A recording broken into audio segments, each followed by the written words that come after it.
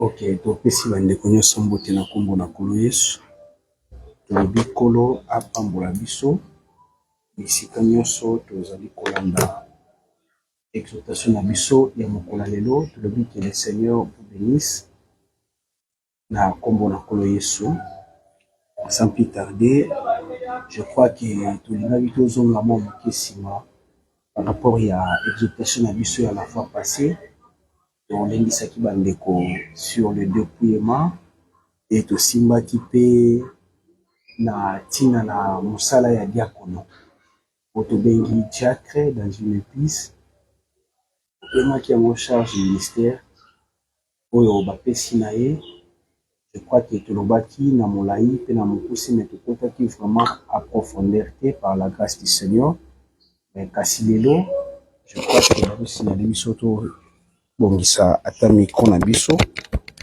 Et je crois kasi lelo nous allons essayer d'avancer un peu par la grâce du Seigneur na ngolo na kolo oyo epesami libiso na mokolo na lelo.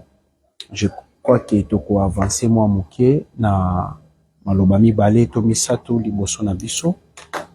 Et je crois que ya liboso to bandaki koloba na tina na dépouillement oyo ezali kosala vraiment tolé epai ya bandeko ebele. Bato mosusu batuni dépouillement est-ce que eza biblique, ba mosusu balobi eza biblique te dans la nouvelle alliance. Je crois que tolobaki pe na tina na dépouillement soki eza kobangisa yo ezali eloko ya sika te, ezali pe eloko te oyo ba inventé. Nous croyons que tozo ko affirmer encore que le dépouillement dans l'église du Seigneur est bel et bien là. Et to lingi to loba moke avant to fongola ba écriture natina ya ba unique. Je crois que ba unique bazotangisela biso bazolakisa biso bazali misato.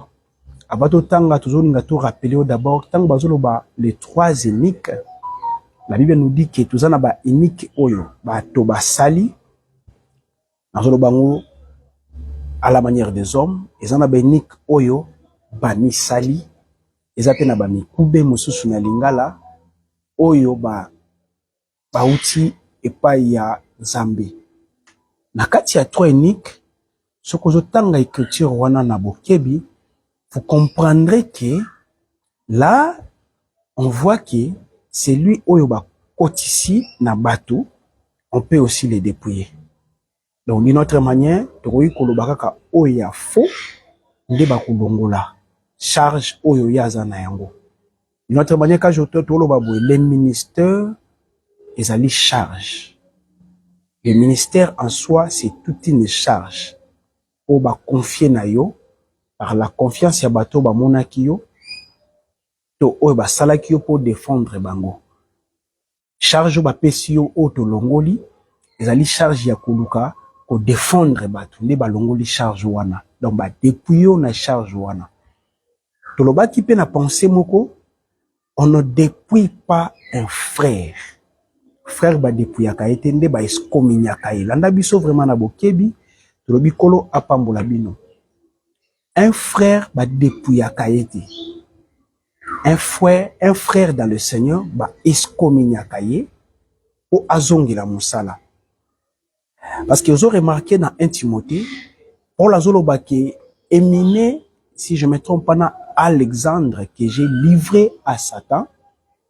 Donc c'est-à-dire un frère ba livra kaye accueilli pour un temps ce qui a ses repentures à zongi na église. On ne dépouille pas un frère. Maintenant je reviens pour vous dire que quand la Bible dit que enik oyo mukube oyo ba sali na oyo ami sali à se faire impressionner par le ministre, et frère on a zaka respect. Oh lokola ministre azangi komona soki a monité, on risque landa bien, on risque ba introduire frère wana dans le sacerdoce. Et charge ba ko dépouiller na yango landa biso na boke bezali charge nini? Bezali charge oyo to kotisa ki po azala ki respect, to dépouiller na charge ya respect, ministère ya respect zalaka te. Kola pambola biso. Kolo apambola biso. Au ministère ya ya kinda kodengela ngai batu to asalelaka nga ba course ezalaka te. Soki bakotisi mutu ya bongo to ministère ya biso nde tobandaki yango pe existaka te. Le ministère ya biso tobandaki liboso existaka te. To nakangamaki na ministre esalinga na koma ministre parce que nakangami na ministre existaka te. Le ministère ezali kaka mukanda ya acte des apôtres totikala na charge ya liloba na losambo ministère de la parole. Landa biso na bokebi tozolobela unique tozana ngonga mingi te tozolobela unique les trois uniques tozaki ngo comme exemple ya soubassement na biso ya dépouillement. Le biso qui unique misali akoki ko faire impressionner aussi le ministre akoki ko misala kolobaki nazalaka respect nazalaka botosi ba ministre ba moni botosi nde sengeli bacha bango bacha maboko. Or ce qui biso toye ko comprendre que il n'avait pas le ministère, on doit le dépouiller les botosi o bachela ki maboko. Donc bachela ki maboko na sacerdoce, bachela ki maboko na botosi. Nous allons te dépouiller. Quand je dis nous allons te dépouiller avec l'église du Seigneur, et nous répétons qu'on ne dépouille pas un frère. Je vais ouvrir ma Bible pour lire un petit passage et continuer. Je suis dans le livre de Colossiens 2, le verset, je crois 4. Je commence dans le verset 4. Je lis au nom du Seigneur Jésus. Je dis cela afin que personne ne vous trompe par des discours séduisants. Car si je suis absent de corps qui, Paul, je suis avec vous en esprit, voyant avec joie, je m'excuse, le bon ordre, il en a bien, le bon ordre qui règne parmi vous. C'est quoi le bon ordre? La doctrine, la coutume juive, qui est notre doctrine, et la fermeté de votre foi en Christ. Ainsi donc, comme vous avez reçu le Seigneur Jésus-Christ, marchez en lui, étant enraciné et fondé en lui et affermi par la foi d'après les saints, l'instruction qui vous a été donnée et abondamment abonde en action, plutôt en action de grâce. Je prends le verset 8. Prenez garde que personne ne fasse de vous sa proie par la philosophie. Là-bas bien, par la philosophie et par une vaine tromperie s'appuyant sur la tradition des hommes. Est-ce que Paul a refusé la philosophie? Loin de là. Sur les rudiments du monde et non sur Christ. Le verset 9. Car en lui habitait corporellement toute la plénitude de la divinité.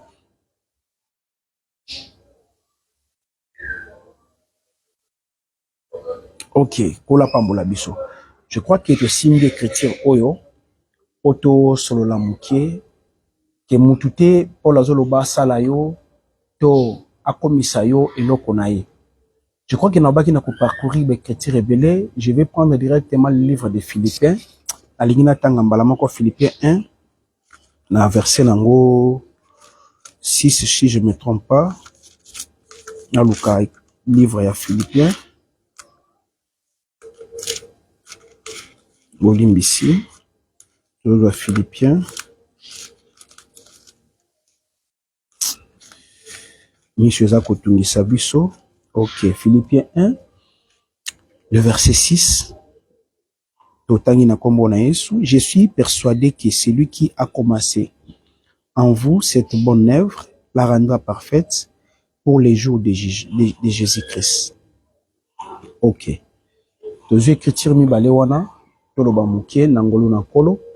Je crois que mitune la kibisope ebele natina likambo ya mwasi ate dans les assemblées de saints. Je crois que les loto lingito simba d'abord portion en athée, beaucoup limbisa biso, vraiment. Et au lingito simba portion vraiment, il y a écriture oyo. To ya maloba o to loba qui sur les diacres to sota qui moi mouké, parce que vous comprenez que pendant les jours là, to loba qui sous makambu ya badia konoté.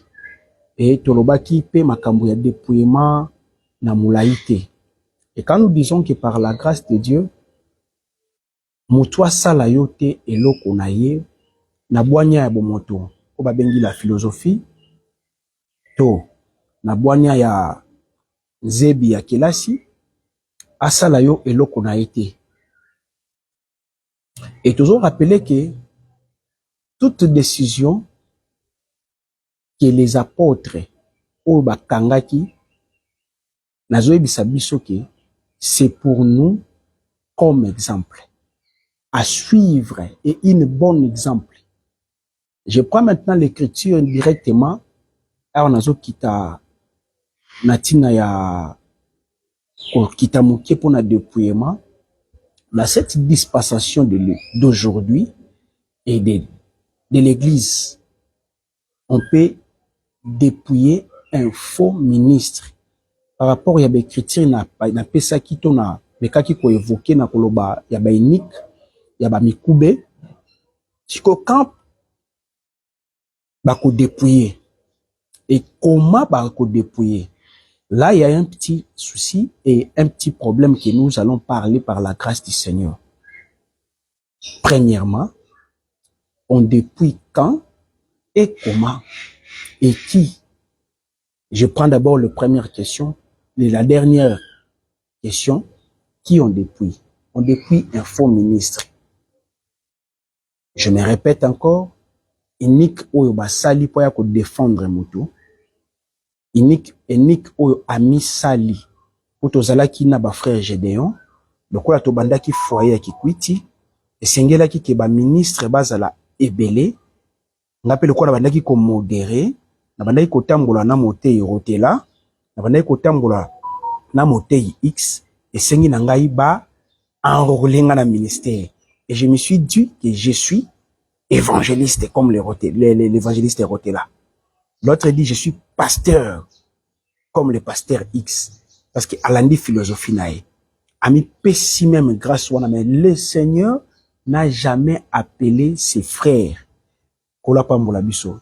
Je crois que je regarde aussi l'heure, parce que je ne vais pas dépasser par la grâce du Seigneur. Je crois que le Seigneur a pessi kombo ya évangéliste était, a pessi kaka kombo ya frère. Mais yé na kanzone le kola babandaki, Amisali. Et nous allons découvrir peut-être, comme dit l'écriture, que Mabe ya batu mususu. Nazo linga kotanga mingi te parce que ça va me prendre beaucoup de temps. Mabe ya batu mususu ekoyebana sikoyote. Ekoyebana na marche. Ba mabe ya batu mususu ezoyebana kaka au début ya marche. Mabe na yebandi komona. Kola pambola biso. La Bible a toujours eu raison. La prophétie authentique. La Bible a toujours eu raison. Pour na koyeba mabe ya mutu kozelango siko te ya misusu ekoyaka kana marche bo remarquer misusu ekoya peut-être toujours comme vers la fin un faux ministre peut-être ko demeurer na ye ti to komi peut-être na fin oyebi kaka nzambe bimisi libanda yepé mais un magicien au milieu de vous, un occultiste, un sorcier au milieu de vous, un faux ministre ou peut-être asoka kisi na mboka na bango pona koya ko sala miracle na Kinshasa awa kola pambola biso. Et comme ça to komona défaut na été, on peut voir les défauts ya ministre wana na marche ou soit vers la fin to koya ko découvrir et atchaka ngape loboko. C'était le Seigneur qui t'a gardé pour na malédiction ne pour la haute. Yango dozolo ba mutu ya bongo ba ko dépouiller to akomaki ministre poto eto bandaki la lisanga na biso ya bana mombele to ya bana. Moi je suis né à Yolo, kobeta libakuti na botami na Yolo, kobeta libakuti, je suis né à Yolo. Quand on parle Yolo, on exclure tena lobaki naza muntu ya ekolo boy, parce que la Bible dit Paul des taxes, effacer cette écriture. So babi ki oza muluba to za muswahili eza péché te. Tika mate ya wana ona kubiso to ba baluba to ba bangala tete. On a parlé bien dans l'écriture. Il y a un pourquoi Paul des taxes. Si je ne suis pas là. Je reviens maintenant au to bandaki na Yolo parce que peut-être si citation à Yolo ko loba bonde ni ka lobi Yolo na vive mombele mais je suis né à Yolo na hôpital bato ba bato akala to ikana misholi na bangoba donc ça c'est une référence pour na biso natif ya Yolo. Je reviens maintenant dans mon message. un faux ministre où il y a mis côté ici pour tous qui ba camarades. J'ai sali le pasteur Jusqu'à, j'ai sali le pasteur Lucien, ce sont mes frères. Auto Demera qui n'a bango, et qui ba jeune. Quand j'ai commencé à prier dans l'ongwe catholique, l'histoire on peut pas changer. Un temps on a l'ongwe catholique, donc je les ai natika qui bango misus na catholique. Aujourd'hui sont des hommes de Dieu, je dois les respecter. Pasteur Lucien, j'étais sali, pasteur Jusqu'à. Quand j'ai quitté catholique, j'étais encore si jeune. J'ai commencé à prier na batawana. Donc nazo lingana lobake, tu crois que ça l'appelle groupe na biso ya balo sambo. Ale lycée abinga la linga kana za pasteur. Jisa lobe na linga mais nzambe abenga ete. To le pasteur Dieu j'étais sali, to pasteur Dieu lobika ka ote parce que ce sont mes amis quant à la chair. Ce sont mes amis, mes frères. Je loue le Seigneur parce qu'ils sont toujours dans l'œuvre du Seigneur. Biso to sanganité to kutana kapet no sangane pona liloba nzambe. Je crois que akoki kolobaki na koti na mikoti sa. Mais muto bongo bokoki komona marche na ye azo te ya kitoko, azo répéter bien. Mais kasi okoya ko remarquer peut-être vers la fin nde boye ko comprendre marche na ye. Ces types comme ça, ils méritent d'être dépouillés au milieu de vous. Il mérite d'être dépouillé. Il faut pas dépouiller parce qu'il y a mis côté c'est pas dépouiller ministère parce que azala qui na yangote. Voilà la chose qu'on dépouille. Bazo ko dépouiller ndé qui bo camaraderie o ya komi côté ça qui to dépouiller qui bo camaraderie to longo li frère té. Atikali na ye frère. Et quand je reviens comment? C'est aussi par l'enseignement qu'on peut te dépouiller. Si tu n'as pas la chose, tu es toujours dans les répétitions. On peut te dépouiller. Les ministères aussi se dessinent par rapport à la mutazo kwa simer enseignement parce que enseignement où t'auras pas un maître qui est le Seigneur Jésus-Christ. Je répète bien. L'enseignement ne vient d'Adine et où t'auras pas un mototé. Tu peux venir éprouver peut-être ton enseignement par un peur et voilà ce que moi j'ai vu. Mais un père te fait entrer un enseignement, tu vas le répéter avec des virgules. Mais si tu es vraiment appelé au ministère, même si tu vas répéter ce que le Père t'a montré, ce n'est pas aussi mauvais selon la doctrine, mais tu auras aussi ce que tu vas exposer. Que le Seigneur vous bénisse. Quand j'ai dit par l'enseignement, je crois qu'il est beaucoup bakoya, boye.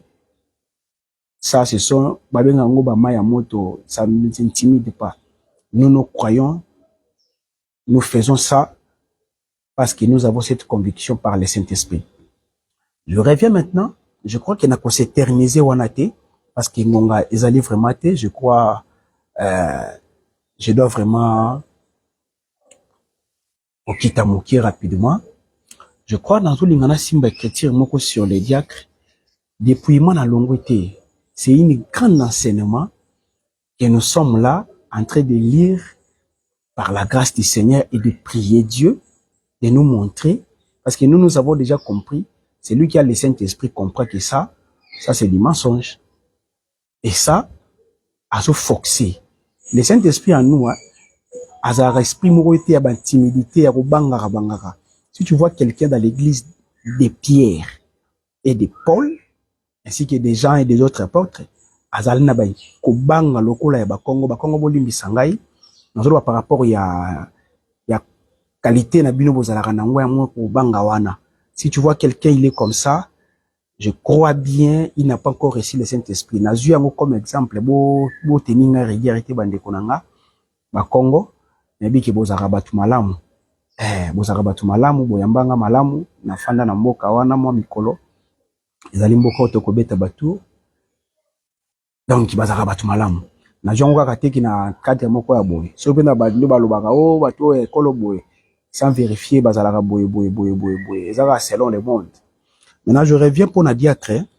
Je crois dans simba écriture moko na Timothée, 1 Timothée 3. Nazo suka nanga wana parce que ngonga na ngai vraiment est avancé mingi na koloba mukie.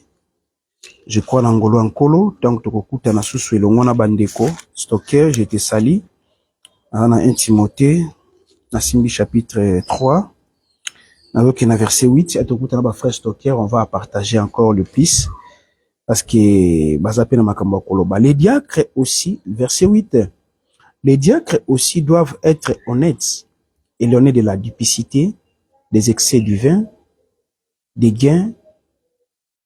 gains sordides, conservant le ministère de la foi. Dans ce verset 12, les diacres doivent être mariés d'une seule femme. Na lingi na tanga verset yo, apesa ngomwa siki na livre ya Lingala. Okoyoka na Lingala bazoloba ezali pe, si je me trompe pas, ndenge moko pona ba diakono. Basengeli kozala bato oyo babongi na limemia. Un diacre doit les respecter. Blanda. Bato oyo maloba mibale te. Diacre azaka na maloba mibale te. Oh bati alobaki akopesa oyo 100 apa lobite ya 60 wana makambo ba diacre te. Landa. Balangwi masanga te. Ba diakono. Pe bato oyo balukaka mbongo te na banzela ya mabe. Dites amen parce que c'est la parole du Seigneur. Ne dis pas amen par rapport au pesanga amen pour ngana ya mumene te. Ça c'est diabolique. Hein? Oh, pesanga na amen, c'est diabolique. Je suis maintenant dans les versets, je saute verset 10. Na verset 7 na matima moke. Mokambi ya lingomba asengeli pe kozala moto oyo akendaka sango ya malamu kati na bato oyo bazali bandimi te. Pe ete abatela lokumu na ye pe akweya te na mitambo ya Satan. Remarquez que qualité moko bazo pesa la ba diacre awa. Sokotangi na verset 13, car ceux qui remplissent convenablement leur ministère s'accueillent à un rang honorable et une grande assurance. Na kemba muna acte des apôtres pour na sili sangonga na ngesili. Je crois que peut-être j'aurai le temps de venir expliquer cela. Na kemba muna acte des apôtres na dosi sananga awa au tenir la rigueur parce que ba chrétien ezaki akotanga ebele. Dans acte des apôtres, là où on choisit des diacres, tu es lecteur de la Bible, je crois, acte des apôtres 6, si je ne me trompe pas. Ma commis.